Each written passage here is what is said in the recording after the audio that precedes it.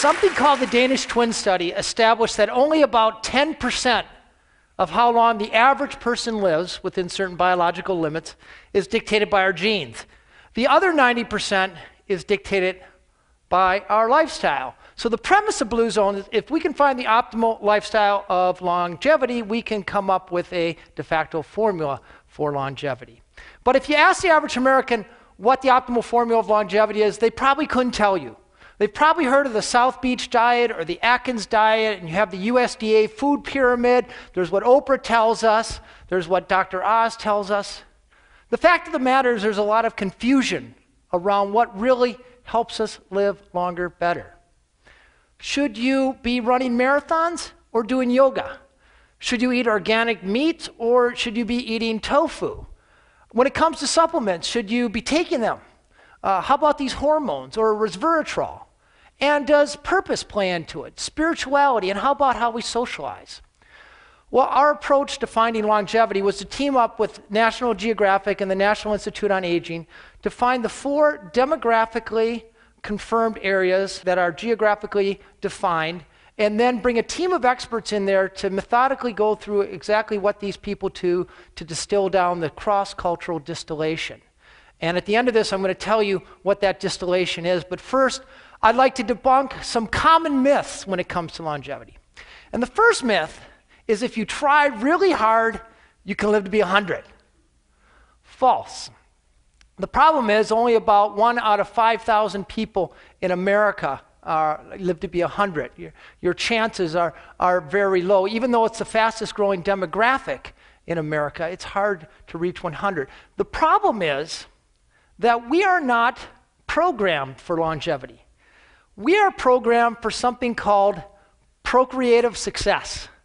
I love that word. It reminds me of my college days. Biologists term procreative success to mean the age where you have children, and then another generation, the age when your children have children. After that, the effect of evolution completely dissipates. If you're a mammal, if you're a rat, or an elephant, or a human in between, it's the same story. So to make it to age 100, you not only have to have had a very good lifestyle, you also have to have won the genetic lottery. The second myth is there are treatments that can help slow, reverse, or even stop aging. False. When you think of it, there's 99 things that can age us. Deprive your brain of oxygen for just a few minutes, those brain cells die, they never come back. Play tennis too hard on your knees, ruin your cartilage. That cartilage never comes back. Our arteries can clog, our brains can gunk up with plaque, and we can get Alzheimer's. There's just too many things to go wrong. Our bodies have 35 trillion cells. Trillion with the T, we're talking national debt numbers here. Those cells turn themselves over once every 8 years, and every time they turn themselves over, there's some damage. And that damage builds up, and it builds up exponentially. It's a little bit like the days when we all had Beatles albums or Eagles albums, and we'd make a copy of that on a cassette tape and then let our friends copy that cassette tape, and pretty soon, with successive generations, that tape sounds like garbage. Well, the same things happen to our cells. That's why a 65-year-old person is aging at a rate of about 125 times faster than a 12-year-old person. So if there's nothing you can do to slow your aging or stop your aging, what am I doing here? Well, the fact of the matter is the best science tells us that the capacity of the human body, my body, your body, is about 90 years, a little bit more for women. But life expectancy in this country is only 78. So somewhere along the line, we're leaving about 12 good years on the table. These are years that we could get, and research shows that they would be years largely free of chronic disease, heart disease, cancer, and diabetes. We think the best way to get these missing years is to look at the cultures around the world that are actually experiencing them. Areas where people are living to age 100 at rates up to 10 times greater than we are. Areas where the life expectancy is an extra dozen years, and the rate of middle-age mortality is a fraction of what it is in this country. We found our first blue zone about 125 miles off the coast of Italy on the island of Sardinia. And not the entire island. The island's about 1.4 million people, but only up in the highlands, an area called the Nuoro province. And here we have this area where men live the longest, about 10 times more centenarians than we have here in America. And this is a place where people not only reach age 100, they do so with extraordinary vigor. Places where 102-year-olds still ride their bike to work, chop wood, and can beat a guy 60 years younger than them. Their history actually goes back to about the time of Christ. It's actually a Bronze Age culture that's been isolated. Because the land is so infertile, they're largely shepherds, which occasions regular low-intensity physical activity. Their diet is mostly plant-based, accentuated with foods that they can carry into the fields. They came up with an unleavened whole wheat bread called nota musica, made out of durum wheat, a type of cheese made from grass-fed animals, so it's hot. The cheese is high in omega-3 fatty acids instead of omega-6 fatty acids from corn-fed animals, and a type of wine that has 3 times the level of polyphenols than any known wine in the world. It's called Cananao.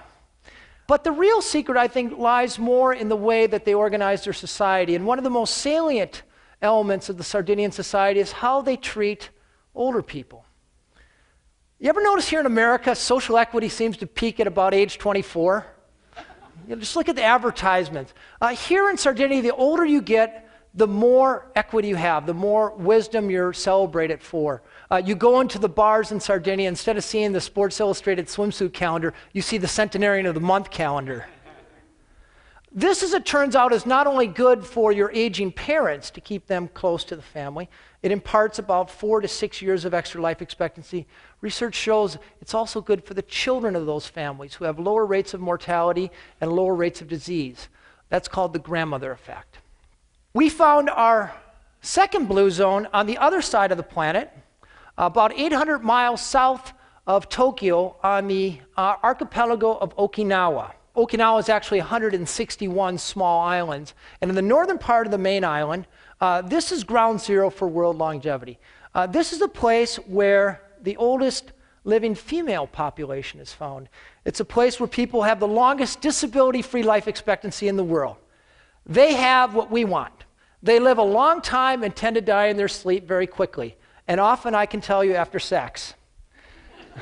They live about 7 good years longer than the average American, 5 times as many centenarians as we have in America, 1/5 the rate of colon and breast cancer, big killers here in America, and 1/6 the rate of cardiovascular disease. And the fact that this culture has yielded these numbers suggests strongly they have something to teach us. What do? Once again, a plant-based diet full of vegetables with lots of color in them, and they eat about 8 times as much tofu as Americans do. More significant than what they eat is how they eat it. They have all kinds of little strategies to keep from overeating, which, as you know, is a big problem here in America. A few of the strategies we observe, they eat off of smaller plates, so they tend to eat fewer calories at every sitting. Instead of serving family style, where you can sort of mindlessly eat as you're talking, they serve at the counter, put the food away, and then bring it to the table. They also have a 3,000-year-old adage, which I think is the greatest sort of diet suggestion ever invented. It was invented by Confucius. And that diet is known as the Hara Hachi Bu diet.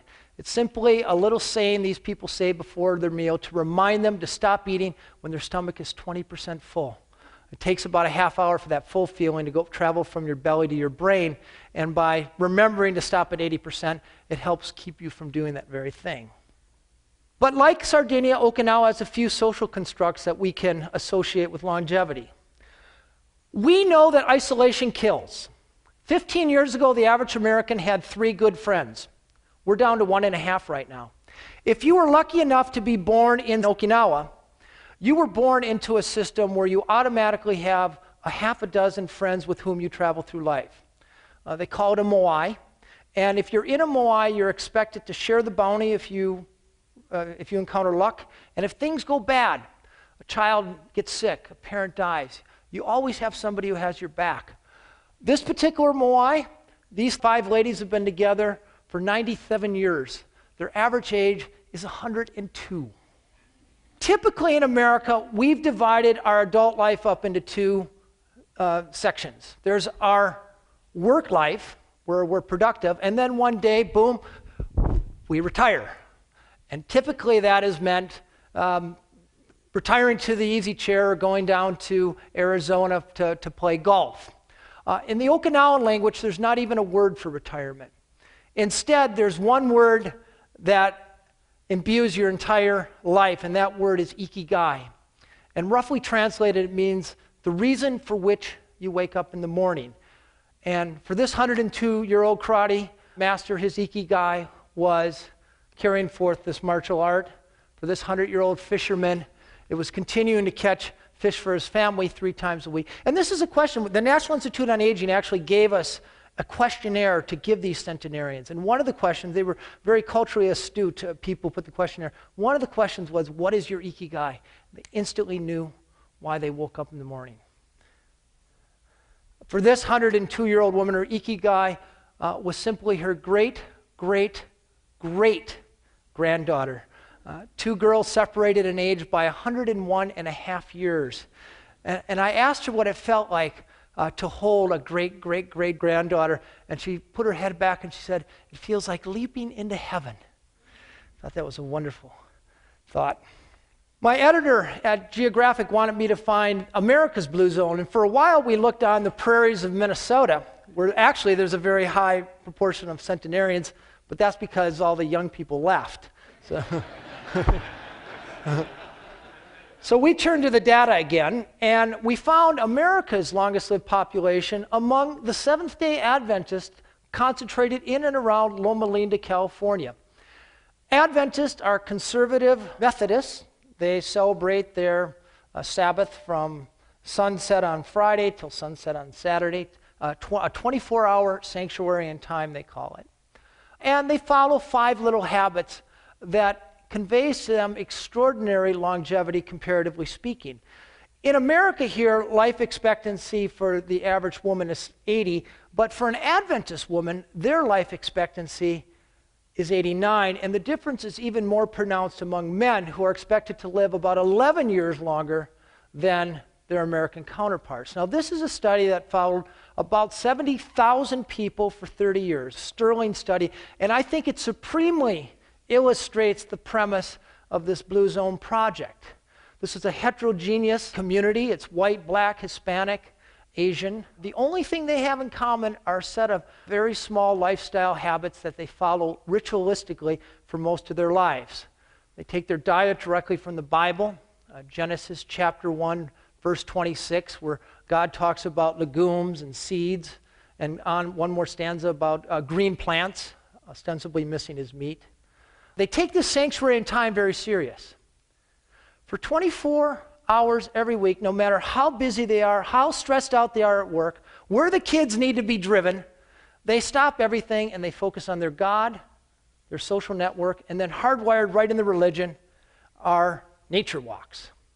And the power of this is not that it's done occasionally. The power is it's done every week for a lifetime. None of it's hard. None of it costs money.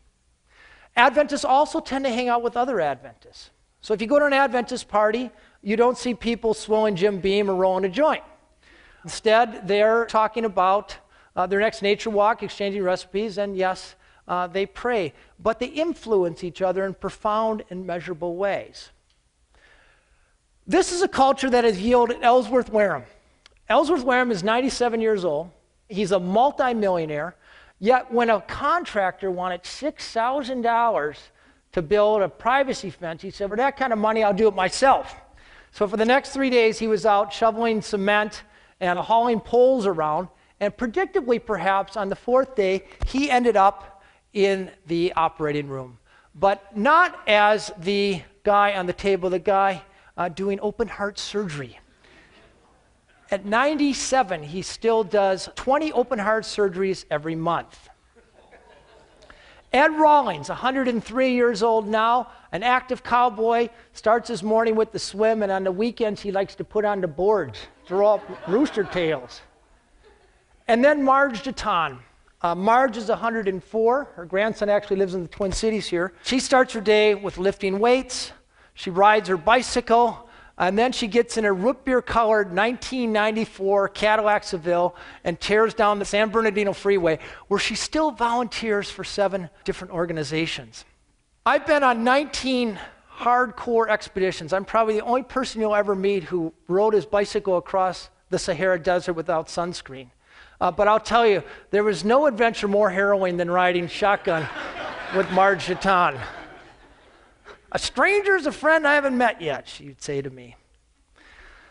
So, what are the common denominators in these 3 cultures? What are the things that they all do? And we managed to boil it down to 9. In fact, we've done 2 more Blue Zone expeditions since this, and these common denominators hold true. And the first one, and I'm about to utter a heresy here, none of them exercise, at least the way we think of exercise. Instead, they set up their lives so that they're constantly nudged into physical activity. These 100-year-old Okinawan women are getting up and down off the ground. They sit on the floor 30 or 40 times a day. The Sardinians live in vertical houses, up and down the stairs. Every trip to the store or to church or to the friend's house occasions a walk. They don't have any conveniences. There's not a button to push to do yard work or housework. If they want to mix up a cake, they're doing it by hand. That's physical activity. That burns calories just as much as going on the treadmill does. When they do intentional physical activity, it's things they enjoy. They tend to walk, the only proven way to stave off cognitive decline, and they all tend to have a garden. They know how to set up their life in the right way so they have the right outlook. Each of these cultures take time to downshift. The Sardinians pray, the Seventh-day Adventists pray, the Okinawans have this ancestor veneration. But when you're in a hurry or stressed out, that triggers something called the inflammatory response, which is associated with everything from Alzheimer's disease to cardiovascular disease.